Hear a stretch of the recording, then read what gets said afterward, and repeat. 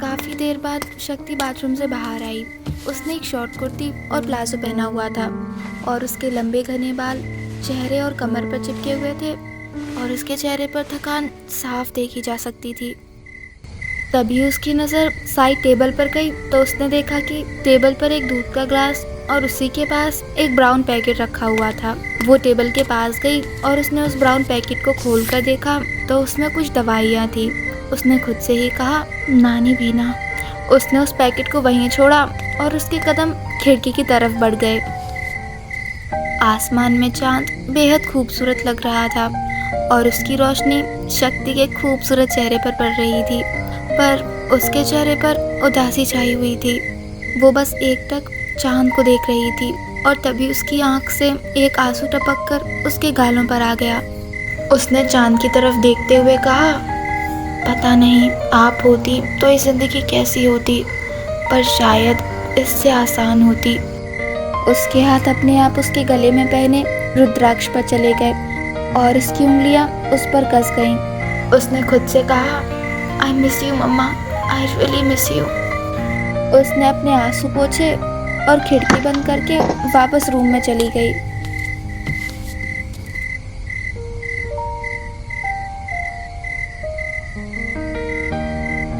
दूसरी तरफ मुंबई के होटल पैलेस के रूम नंबर 204 में शिवाय खिड़की के पास खड़े होके आसमान में देख रहा था। उसने सिर्फ एक जीन्स पहनी हुई थी। तभी एक तारा आसमान से टूटा और उसकी नज़र उस तारे पर टिक गई। पीछे से एक लड़की की आवाज़ आई, तुम इन सब में मानते हो? शिवाय ने कुछ नहीं कहा और वैसे ही अपना एक हाथ जीन्स की जेब में डाल के आसमान में देखता रहा। वो लड़की जिसने सिर्फ एक टॉवल पहनी हुई थी, उसने शिवाय को पीछे से हक करते हुए कहा, I mean falling stars, wish and all. शिवाय ने आसमान में देखते हुए कहा, जिसे आसमान ने खुद नहीं अपनाया वो किसी की क्या ख्वाहिश पूरी करेगा। वो पीछे मुड़ा और उस लड़की के हाथ अपने ऊपर से हटाते हुए कहा, मांगने से कुछ नहीं मिलता, जो चाहिए वो खुद छीनना पड़ता है। उस लड़की ने अपनी बाहें शिवाय के गले में डाल दी और उसके चेहरे के पास आते हुए बोली, उफ, इसी अदा पर तो मैं फिदा हूँ। तभी शिवाय का फ़ोन बजा। उसने उस लड़की को दूर किया और शर्ट पहनते हुए बालकनी में चला गया। शिवाय ने फ़ोन उठाया तो दूसरी तरफ से किसी आदमी की आवाज़ आई, भाई राठी कुछ बड़ा प्लान कर रहा है, आप कहें तो उसके घर में घुस के ही उसका मुंह खुलवाएं। शिवाय ने एक शब्द में जवाब दिया, नहीं। दूसरी तरफ से आवाज़ आई, जी भाई। शिवाय ने बिना कुछ कहे फ़ोन कट कर दिया। वो बालकनी में ही खड़ा रहा। तभी वो लड़की आके उसके बगल में खड़ी हो गई। उसने शिवाय की तरफ देखते हुए कहा, वो बेस और बाकी कई जगहों पर बॉम्ब ब्लास्ट करने की सोच रहे हैं। शिवाय ने उसकी तरफ नहीं देखा, ना उससे कुछ कहा। उस लड़की ने शिवाय की तरफ एक पेन ड्राइव बढ़ा दी और बोली, इसमें सारी लोकेशंस और सबूत हैं। शिवाय ने उसकी तरफ देखा और अपनी ठंडी आवाज़ में बोला, अपने ही भाई के खिलाफ मुझे सबूत दे रही हो? वो लड़की शिवाय के करीब आई और बड़े जुनून से बोली, जो तुम्हें नुकसान पहुंचाएगा वो मेरा कोई नहीं। वो शिवाय के और करीब आई और बोली, तुम नहीं जानते कि मैं तुमसे किस हद तक प्यार करती हूँ। शिवाय ने उसकी आंखों में देखते हुए कहा, मेरी दुनिया में प्यार और इमोशंस की कोई जगह नहीं है। उस लड़की ने कहा, मैं जानती हूँ कि तुम मुझसे तो क्या किसी से भी प्यार नहीं करते, और ये जो भी हमारे बीच है वो सिर्फ हमारी फिजिकल नीड्स हैं, पर तुम मुझसे तो तुमसे प्यार करने का हक नहीं छीन सकते ना। शिवाय ने कुछ नहीं कहा और वहाँ से चला गया। वो लड़की शिवाय को जाते हुए बड़े शिद्दत से देख रही थी। शिवाय शिवाय शिवाय, एक दिन तुम सिर्फ मेरे होगे, सिर्फ इस दिव्यांशी राठी के। तुम खुद भी मुझे खुद से दूर नहीं कर पाओगे।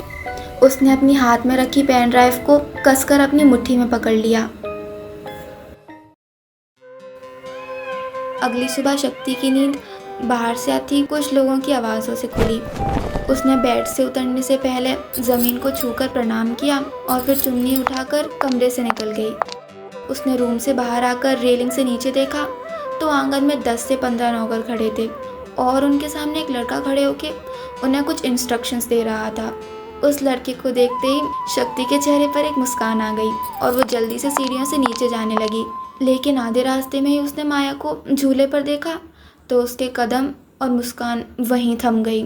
शक्ति पलटकर वापस ऊपर जाने लगी ही थी कि पीछे से उस लड़के की आवाज़ आई, शक्ति। शक्ति ने पलटकर देखा तो वो लड़का उसकी तरफ ही मुस्कुराते हुए देख रहा था। वो लड़का उसके पास आया और शक्ति का हाथ पकड़ते हुए बोला, मुझे इतने दिनों बाद देखकर भी तुझे खुशी नहीं हुई? शक्ति ने हल्की मुस्कान के साथ कहा, नहीं, ऐसा कुछ भी नहीं है, मुझे तो बहुत खुशी हुई आपको देखकर। फिर उस लड़के ने कहा, अच्छा, इतनी खुशी कि मुझे देखते ही तू पलटकर वापस जाने वाली थी। शक्ति ने बात पलटने के लिए नौकरों की तरफ देखते हुए कहा, आप ये बताओ कि आते ही आप ये सब क्या कर रहे हो? उस लड़के ने उसके गाल पर हाथ रखते हुए कहा, तनुजा की शादी है ना, तो उसका फियांसे और उसके कुछ फैमिली मेंबर्स हमारी हवेली में रुकेंगे। शक्ति ने अपने मन में सोचते हुए कहा, मुझे तो शिवी ने ऐसा कुछ भी नहीं बताया। तभी माया ने नाराज़गी से कहा, विराज, मुझे समझ नहीं आता कि जितेंद्र के परिवार को हम अपनी हवेली में क्यों रखें। विराज शक्ति का हाथ पकड़ते हुए माया के पास आया और बोला, अरे, शिवी शक्ति की बेस्ट फ्रेंड है और उसकी बहन की शादी में अगर हम कुछ कंट्रीब्यूट कर सकते हैं तो इसमें प्रॉब्लम ही क्या है? वैसे भी काफ़ी अच्छे बिजनेस रिलेशंस हैं हमारे, तो ऐसे अच्छा नहीं लगता कि हमारे होते हुए भी उनके मेहमान किसी होटल में रहे। माया ने गुस्से में शक्ति की तरफ देखते हुए कहा, इसका बोझ क्या कम था जो इसके दोस्तों को भी बुला लिया, और मुंह बनाते हुए वहाँ से निकल गई। विराज ने शक्ति की तरफ देखते हुए मुस्कुराते हुए कहा, तुम उनकी बातों का बुरा मत मानो, तुम जानती हो ना वो बस। शक्ति ने अपनी नज़रें नीचे करते हुए कहा कि वो मुझे पसंद नहीं करती। विराज ने उसके सर पर हाथ रखा और प्यार से बोला, अरे, ऐसा कुछ भी नहीं है, वो बस थोड़ी स्ट्रिक्ट है, उनके लिए जैसी रूही है वैसे ही तुम हो। शक्ति ने अपनी नज़रें ऊपर विराज की तरफ की और बोली, ये आप मुझे समझा रहे हो या खुद को? क्योंकि आप भी जानते हो कि उनकी नज़रों में मेरा और रूही का तो कोई कंपैरिजन ही नहीं है। विराज ने गहरी सांस ली। उसे खुद नहीं पता था कि वो शक्ति की इस बात का क्या जवाब दे। ठीक है मेरी माँ, और जाके रेडी हो जा, आज हम बाहर नाश्ता करेंगे। शक्ति पलटकर ऊपर जाने लगी तो विराज ने पीछे से कहा, और हाँ, शिवी को भी बुला लियो। मुंबई के एक बड़े से क्लब में प्राइवेट पार्टी चल रही थी। म्यूजिक काफ़ी हाई था। स्टेज पे कुछ लड़कियां डांस कर रही थी और कुछ लड़कियां लड़कों की गोद में बैठी हुई थी। एक कोने में आफताब, उसका भाई और उनके इर्द गिर्द कुछ गुंडे खड़े हुए थे। तभी क्लब का मेन गेट एकदम से खुला और बाहर से कुछ आदमियों के बीच शिवाय आता हुआ नजर आया। उसने ब्लैक शर्ट और ब्लैक जीन्स पहना हुआ था और हमेशा की तरह आज भी उसके चेहरे पे कोई एक्सप्रेशंस नहीं थे। उसे देखकर आफताब मुस्कुराते हुए खड़ा हुआ और बोला, अरे शिवाय भाई, आइए आइए। शिवाय उसके पास पहुंचा तो उसने हाथ मिलाने के लिए शिवाय की तरफ आगे अपना हाथ बढ़ाया, लेकिन शिवाय उसे इग्नोर करता हुआ उसके सामने सोफे पर बैठ गया और अपने दोनों पैर उसके चेहरे के सामने टेबल पर रख दिए। आफताब ने अपनी जगह बैठते हुए झूठी मुस्कान के साथ कहा, थोड़ा घमंड होना तो बनता है। शिवाय ने उसे एक सीधा जवाब दिया, काम की बात पर आ। आफताब ने कहा, अरे काम तो होता रहेगा, पहले ये लीजिए, थोड़ी शराब और शबाब हो जाए। आफताब ने एक लड़की को इशारा किया तो वो लड़की बड़ी नज़ाकत से शिवाय की तरफ आई और उसके सामने एक ड्रिंक का ग्लास रख दिया। आफताब सोफे पर पीछे फैलते हुए बोला, ठीक है, काम की बात पर आते हैं, तुम राठी भाई के साथ मिल जाओ और हम अपनी सारी दुश्मनी भूल जाएंगे।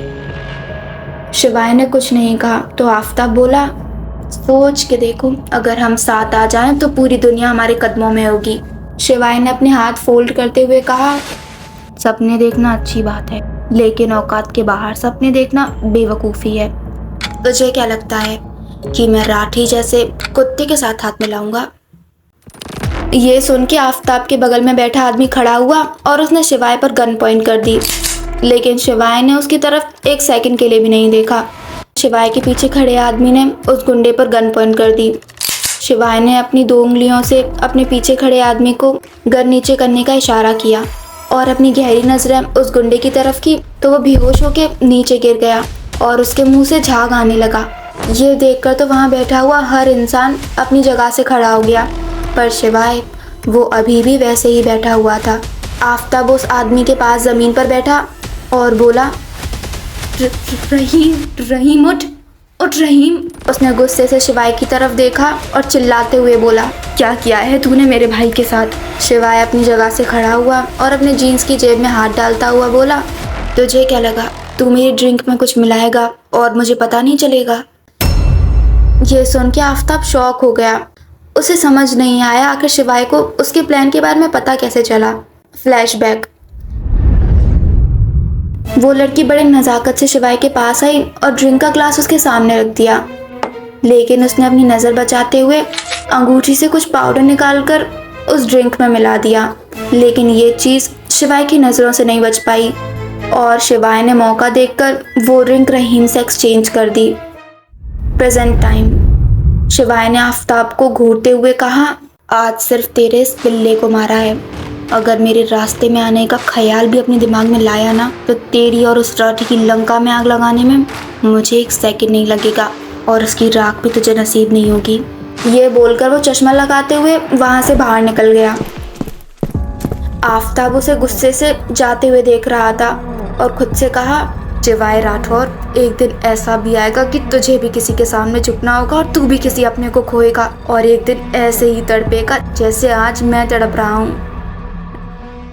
क्लब के बाहर शिवाय और उसके आदमी कार की तरफ बढ़ रहे थे कि तभी शिवाय का फ़ोन बजा। शिवाय ने फ़ोन पिक किया और उसके कुछ बोलने से पहले ही सामने से किसी लड़की की चिड़ी हुई आवाज़ आई, भाई आप कहाँ पर हो? आपको पता है ना दिव्यांश भाई की शादी है और हमें कल बनारस के लिए निकलना है। मेरे पास एक भी अच्छा कपड़ा नहीं है पहनने के लिए, मैं क्या पहनूंगी वहाँ पे? आप कुछ बोल क्यों नहीं रहे हो? शिवाय ने शांति से कहा, तू शांत हो तो मैं कुछ बोलूँ। फिर उस लड़की ने कहा, ठीक है बोलिए। शिवाय बोला, तेरे बेड की साइड टेबल में मेरा क्रेडिट कार्ड है और मैंने राहुल को बोला है वो तुझे लेकर चला जाएगा। उस लड़की ने खुश होते हुए कहा, ओ भाई, thank you so much, you are the best भाई इन द वर्ल्ड।